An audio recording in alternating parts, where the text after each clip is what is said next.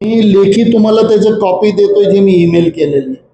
इंग्लिशमध्ये राहुल गांधी, के.सी. वेणुगोपाल आणि खरगे सर तिघांनाही मी पाठवलेलं आहे की पुणे शहर काँग्रेस पक्षाचं नियोजितपणे षड्यंत्र रचून खच्चीकरण केलं जातंय का, यासाठी ऑल इंडिया काँग्रेस कमिटीकडनं निरीक्षक आला पाहिजे. त्यांनी चौकशी केली पाहिजे आणि तो अहवाल तुमच्याकडे गेली पाहिजे आणि मला खात्री आहे त्यात 100% दोषी सापडणार आहेत आणि मग आपण त्याच्यावर कारवाई करावी. अमरावती आणि चंद्रपूरची कारवाई करायला तुम्हाला 2 तास लागले नाही, मग पुणे शहराला हा अपवाद का राहील? सुप्रिया सुळेंनी सांगितलं होतं या जागेसाठी माघार घेतली त्यांनी, तर त्यांनी असं म्हटलं होतं की घोडेबाजार होण्याची दाट शक्यता होती म्हणून वेळेस माघार घेतला. तसा काही संशय तुम्हाला आहे? सुप्रियाताई बद्दल मला खूप पूर्णपणे आदर आहे. माझ्यापेक्षा सुप्रियाताई खूप मोठ्या राजकीय अनुभवी आहेत. घोडेबाजार फॉर्म भरण्याच्या अगोदर कल्पना नव्हती का आपल्याला? माझ्यासारख्या छोट्या कार्यकर्त्याने हा प्रश्न नाही विचारला पाहिजे आपल्याला. विषय इथं असा होता की जर तुम्ही युद्धभूमीमध्ये जर आपला उमेदवारच उभा केला नाही तर कसं चालणार? तुम्हाला माघार घ्यायची होती, आम्ही आमचे 15 मतं टाकून घेतली असती, पण लढलो असतो. पण लढूनच न देण्यासाठी, कारण काँग्रेसने उद्या माघार घेतली नसती, मग तुम्ही त्यासाठी भरला का, हा प्रश्नचिन्ह उपस्थित राहतो.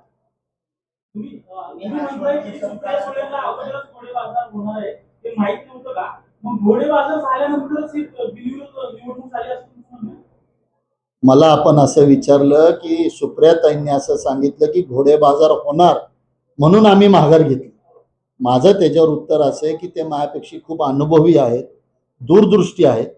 फॉर्म भरण्याच्या अगोदरही त्यांना माहित असेलच की हे, म्हणून हे कारण जे ते देतात ते आम्हाला अनएक्सेप्टेबल.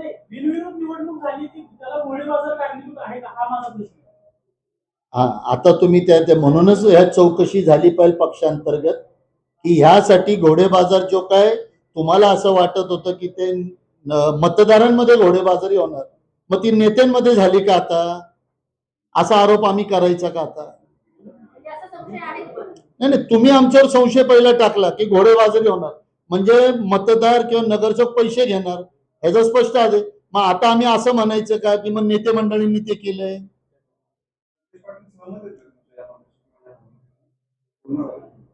परत आपण मला तेच विचारता, मी स्वभावाचं आपल्याला उत्तर दिलं.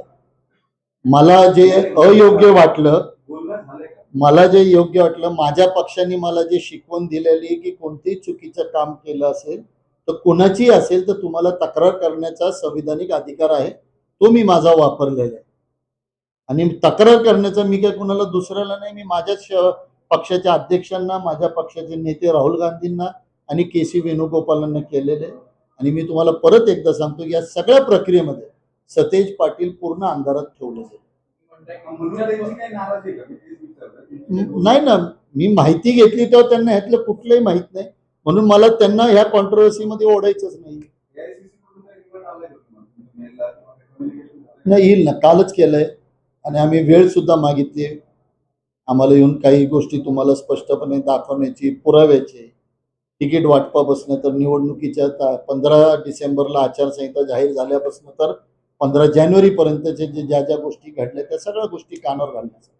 तुम्ही आता बोलताना म्हणला की मी पक्षात जसं काम करतो तर 3 वेळा पक्ष फुटला पण मी कुठेच गेलो नाही, बाकीचे इकडे तिकडे जाऊन आलेले आहेत. म्हणजे पक्षातील जुने आणि नवे हा वाद चालू सध्या काँग्रेस पक्ष. हा तुमच्या प्रश्नावर माझा होता की तुम्ही माझ्या निष्ठेवर जेव्हा प्रश्नचिन्ह तयार केला तेव्हा माझ्या निष्ठेच्या संदर्भात मी आपल्याला सांगितलं की 92 सालापासून तर आजपर्यंत अरविंद शिंदे काँग्रेस पक्षामध्ये कितीही पक्ष फुटले, कधीही काही मिळालं नाही, तरी आम्ही राहिलेलो. हा माझा त्याला उत्तर होता. बाकी जे आले त्यांचं स्वागत आहे, पण आले तर त्यांनी ह्या पक्षाशी प्रामाणिक राहावं एवढं आमचं म्हणणं आहे. ज्या पक्षामध्ये तुम्ही राहाल तिथं त्या पक्षाची प्रामाणिक राहिलं पाहिजे यासाठी, आणि तुम्ही राहत नसाल तर त्याला आम्ही आमचे डोळे उघडे ठेवून लक्ष ठेवून. मी परत एकदा सांगतो, हे चौकशी झाल्यानंतर कळलं. मग मला शंका आहे म्हणूनच मी पत्र लिहिले. मध्यंतरी शहराच्या वेगवेगळ्या चौकामध्ये बॅनर लावण्यात आले. 19 संदेश पाटलांच्या कार्यपद्धतीवरच आक्षेप घेण्याचं मान्य झालं आणि त्याचा रोग नवीन जे नवनिर्वाचित पदाधिकारी त्यांनी तुमच्या गटाकडे आंदोलन निर्देश केला होता आणि तुमच्या विरुद्ध तक्रार केली. माझं तर असं स्पष्ट मत आहे की ते बॅनर काँग्रेसच्या कोणत्याच कार्यकर्त्यांनी लावलेले नाही. कोणी लावलं? हे बाहेरच्या दुसऱ्या पक्षाच्या लोकांनी डिस्टर्बन्स करण्यासाठी लावलेले आहेत. काँग्रेसचा कार्यकर्ता माझ्यासारखा समोर येईल आणि समोर जे बोलायचं ते बोलेल. हे असे बॅनर लावणं हे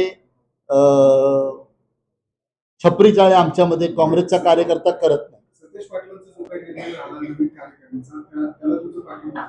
हे बघ, ज्या वेळेला पक्षाने एखादा निर्णय घेतल्यानंतर आम्ही त्याच्या पाठीशी उभंच राहिलो ना.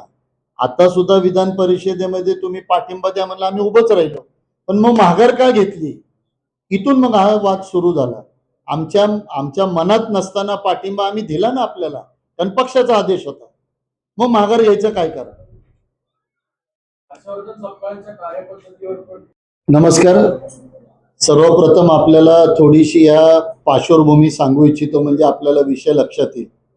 पुणे महानगरपालिकेची निवडणुका ज्या वेळेला 15 डिसेंबरला जाहीर झाल्यानंतर राष्ट्रवादी बरोबर आघाडी करायची का नाही करायची असा ज्या वेळेला चर्चा सुरू झाली, त्यावेळेला प्रदेश काँग्रेस कमिटीने मुंबईमध्ये शहर अध्यक्ष म्हणून मला आणि प्रमुख नेत्यांना बोलवलं होतं. तिथं नंतर चर्चा झाल्यानंतर स्पष्ट सांगितलं होतं की अजितदादांची जी राष्ट्रवादी घड्याळ असेल त्याच्यावर आपल्याला जाता यायचं नाही. आपल्याला फक्त सुप्रियाताईंबरोबर जाता येईल, म्हणजे तुतारी बरोबर जाता येईल. आम्ही तो पक्ष आदेश मान्य करून पुण्यात आलो. त्यावेळेला तुतारीचे पवार साहेबांच्या राष्ट्रवादीला विनंत्या केल्या अनेक वेळेला, ते आमच्याबरोबर आले नाही. त्यांनी घड्याळाबरोबर युती आघाडी करून काँग्रेस पक्षाच्या अधिकृत उमेदवारांविरोधात तुतारी हा चिन्ह देऊन आमचे जवळजवळ 26 नगरसेवक प्रामाणिक कार्यकर्ते त्याच्यामुळे पराभूत झाले आणि काँग्रेस पक्षाचं मोठं नुकसान झालं. जानेवारी संपत नाही, जूनचा महिना येतो. 3 महिन्यामध्ये आणि कार्यपद्धती प्रदेशची अशी असते की आपल्याला कुणाला पाठिंबा जर द्यायचा असेल तर निवडून आलेले जे काही 15 नगरसेवक आहेत त्यांची बैठक कॉल करून आपल्याला द्यायचा. शेवटी आदेश हा राज्याचा असतो, प्रदेशचा असतो, तो मान्य करेल. पण चर्चा करून त्याच्यात घ्यायचं असं अनेक नगरसेवकांचं मत होतं की ज्या तुतारीने आपल्या विरोधात निवडणूक लढली त्याला आपण पाठिंबा देऊ नये, आपण आपला उमेदवार उभा करावं. तरीही प्रदेशकडनं एक आदेश आला की तुम्ही त्यांना पाठिंबा द्यायचा. आम्ही तो महाराष्ट्र प्रदेश काँग्रेस कमिटीचा आदेश मान्य केला आणि त्यांना सह्या दिल्या. सह्या दिल्यानंतर अचानक 3 दिवसामध्ये असं कळतं की त्यांनी दिलीप वळसे पाटील आले, त्यांच्यावर चर्चा झाली आणि त्यांनी कुणालाही न सांगता परस्पर माघार घेतली. ही माघार घेतल्यानंतर जी काय माहिती आम्ही 2-3 दिवसामध्ये गोळा केल्यानंतर असं लक्षात येतंय की ही निवडणूक अशी नव्हती, ती पूर्णपणे मॅच फिक्सिंगची होती. काँग्रेस पक्षाला ह्या निवडणुकीमध्ये लढता येऊ नये, कारण ती माघार घेणार नाही. त्या जागी राष्ट्रवादीला लढवायचं आणि मग राष्ट्रवादीला माघार घ्यायला लावायचं आणि भारतीय जनता पक्ष आणि जी काही राष्ट्रवादी आहे त्यांना बिनविरोध निवडून येता आलं पाहिजे. आमचं एवढंच म्हणणं आहे की काँग्रेस पक्षाला निवडणूक न लढण्यासाठी ज्या नेत्यांनी ज्या कार्यकर्त्यांना, आपल्याला एक गोष्ट एवढी स्पष्ट करतो, या प्रक्रियेमध्ये आमच्या पुणे शहराची जबाबदारी असणाऱ्या सतेज पाटलांना सुद्धा या प्रक्रियेमधनं बाहेर ठेवलं, त्यांना सुद्धा अंधारात ठेवलं, त्यांना सुद्धा कल्पना दिली नाही. मग असं काय घडलं की तुम्ही अचानकपणे ह्या उमेदवाराची माघार घेतली? आम्हाला वापरल्यासारखं होतं. 15 नगरसेवक आम्ही पिंपरी चिंचवड जिल्हा परिषद मध्ये एकही काँग्रेसचा आला नाही. पुणे शहरामध्ये पराकष्ट काँग्रेसच्या कार्यकर्त्यांकडून 15 नगरसेवक निवडून आल्यावर तुम्ही त्यांना इलेक्शनही लढून देणार नाही. आणि आता तुमचा जेव्हा विषय येतो तेव्हा तुम्ही आम्हाला बळीला देता, अशी भावना आमच्यामध्ये तयार होती.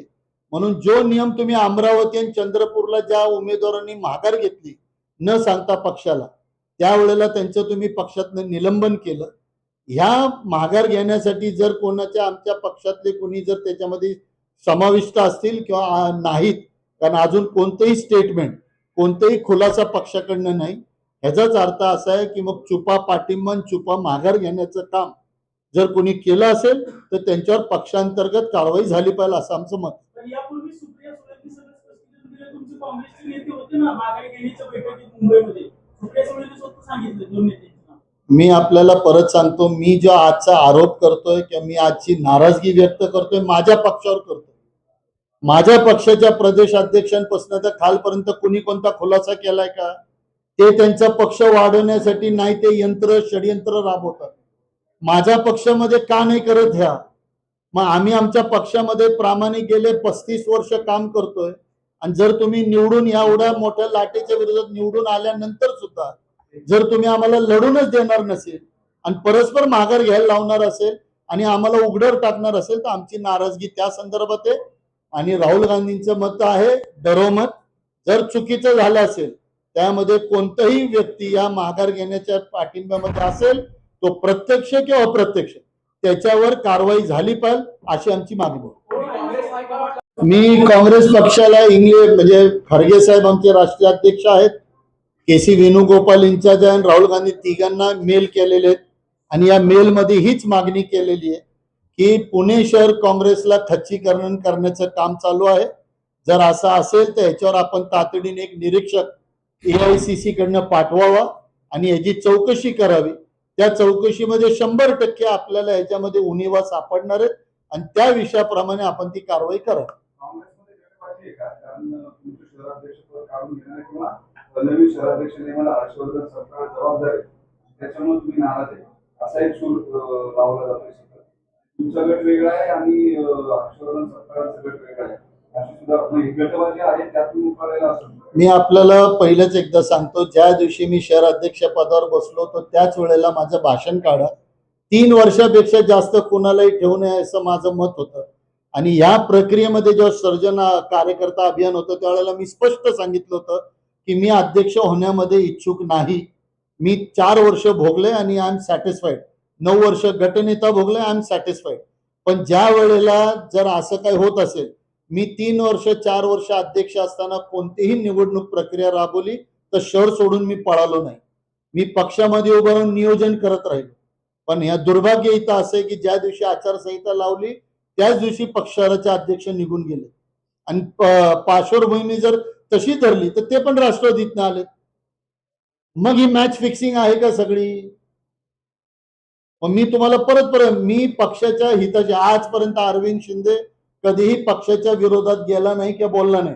पण पक्षामध्ये आमचा एक नियम आहे, जर कोणी चुकत असेल तर बोल. मला कल्पना आहे आज जे मी बोलतोय ह्याच्यावर माझी कारवाई सुद्धा माझ्यावर होऊ शकते उद्या, त्याची पर्वा नाही. पक्ष हितासाठी जर माझ्यावर कारवाई होणार असेल तर मला त्याची पर्वा नाही. पण पक्ष हितामध्ये जे कोणी आता ह्याच्यामध्ये मग तो कोणताही नेता असो, आणि मी आपल्याला पहिलेही क्लिअर केलं की पुण्याचा इन्चार्ज सतेज पाटील साहेब त्यांना सुद्धा अंधारात ठेवलं गेलं. का ठेवलं गेलं? का नाही? मग इलेक्शनच्या अगोदर आघाडी का नाही केली? 26 कार्यकर्ते निवडून आले नसते का मग? आणि ही कुठलं धोरण आहे आपलं हे? या धोरणाच्या संदर्भामध्ये मग प्रत्येक वेळेला जर अशा पद्धतीने काँग्रेसच्या कार्यकर्त्याचं खच्चीकरण होणार असेल, कोणतीही निवडणूक तुम्ही लढून देणार नसेल, महापौरची नाही, उपमहापौरची नाही, विधान परिषदेची नाही, तर काँग्रेस पक्ष युद्धभूमीवर येणार कधी? हा आमचा प्रश्न आहे. महाविकास आघाडीचा उमेदवार जेव्हा विधान परिषदेसाठी दिला गेला तेव्हा तुम्हाला ग्राह्य धरलं नव्हतं, तुम्हाला म्हणजे पक्षाला, आणि जेव्हा उमेदवारी मागे घेतली तेव्हाही सांगितलं गेलं नव्हतं. मी आपल्याला सांगतो, एक प्रक्रिया, प्रोसिजर, धोरण पक्षाचं असं असतं की जर तुम्हाला, म्हणून मी तुम्हाला पहिली पार्श्वभूमी सांगितली की महानगरपालिकेच्या निवडणुकीच्या अगोदर ज्या वेळेला आघाडी करायची होती त्यावेळेला आम्हाला मुंबईला बोलवलं गेलं. आघाडी करायची नाही करायची चर्चा वगैरे केली. या वेळेला कसलीही चर्चा न करता तुम्ही डायरेक्ट राष्ट्रवादीला पाठिंबा द्या, सह्या करा असं शहर अध्यक्ष दीप्तीताई चौधरींनी सांगितल्यामुळे सगळ्यांनी सह्या केल्या. आम्ही त्यावेळेला पक्षाचा आदेश मानला. पण मग माघार घ्यायच्या वेळेला तुम्ही का नाही आम्हाला काही सांगत? का माघार घेतली याचा खुलासा होणार आहे का नाही? अप्रत्यक्ष भाजप आणि राष्ट्रवादीला घड्याळाला फायदा करण्यासाठी ही जी काही षडयंत्र राबवलं गेलं या संदर्भातला आमचा आक्षेप. तुम्ही आज पत्रकार परिषद घेऊन ही सगळी भूमिका मांडताय, मात्र शहराचे 2 अध्यक्ष शहराला नेमलेले आहेत, त्या कुठे आहेत? ते का मग भूमिका मांडत नाही? मी आपल्याला परत एक स्वभावाचा अभाव आहे. आमचा स्वभाव आहे आम्ही बोललं पाहिजे, आमचा स्वभाव आहे आम्ही लढलं पाहिजे. ज्याचा स्वभाव तो तसा वागेल.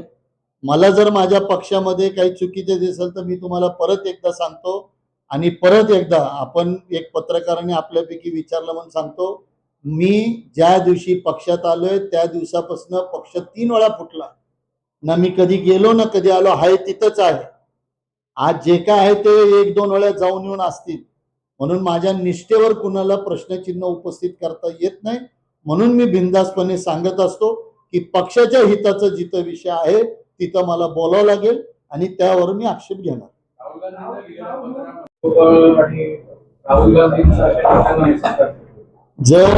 जर आम्हाला आमच्या शहर अध्यक्षांकडनं असं कळतं की प्रदेशकडनं आम्हाला प्रदेश अध्यक्षांकडनं असे आदेश आले तर मग आम्ही त्यांचीच तक्रार त्यांच्याकडे कशी करणार?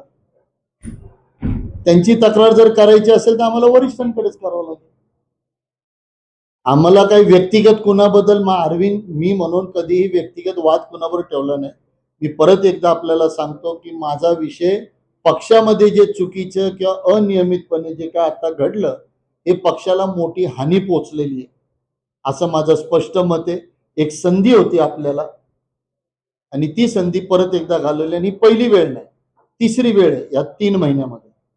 त्यामुळे मग मला आज बोलावं लागलं. कारण विधान परिषदेचं दिलं गेलंय, पण याच्या आधी पण एखादं झालंय महापालिकेच्या वेळेस. मी आपल्याला तेच सांगतो, महापौरची इलेक्शन लढून दिली नाही, उपमहापौरची लढून दिली नाही.